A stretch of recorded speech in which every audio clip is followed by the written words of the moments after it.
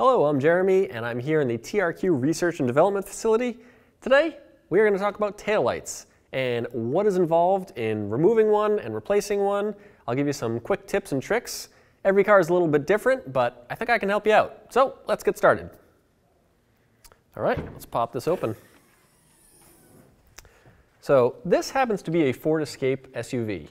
So a truck and a sedan are going to be a little bit different than this, but on most SUVs, you'll find that taillights have a couple of screws that you'll take out right here on the edge in sort of the drip rail, and then you'll be able to kind of roll the light out, and it has some hooks on this side, or it may have some like push pins. So once you've got the two bolts out on this side, you can usually just either roll it out and the taillight will come out, or you kind of pull on it a little bit and it'll pop out of its little push pins.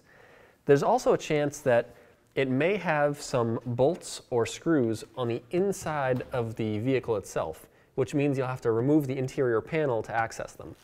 If that's the case, there's usually a lot of hidden push pins and screws that hold the interior panel in, so you'll have to find those and then access the taillight and remove the taillight. A truck is often a little bit easier than this because you don't often have interior panels to deal with. You'll just have sort of like next to the tailgate, you'll have a couple of screws that you pull out, and then the whole taillight will pop out.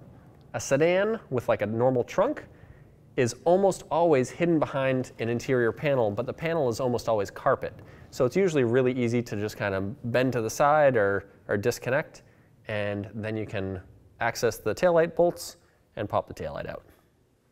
With the taillight out, you then have access to all the bulbs, and most bulbs turn 90 degrees and then pull right out. You'll find that there's some small bulbs, some larger bulbs with dual filaments, and in this case, you'll even find, or in some cases, you'll even find that there's reverse light bulbs as well in here.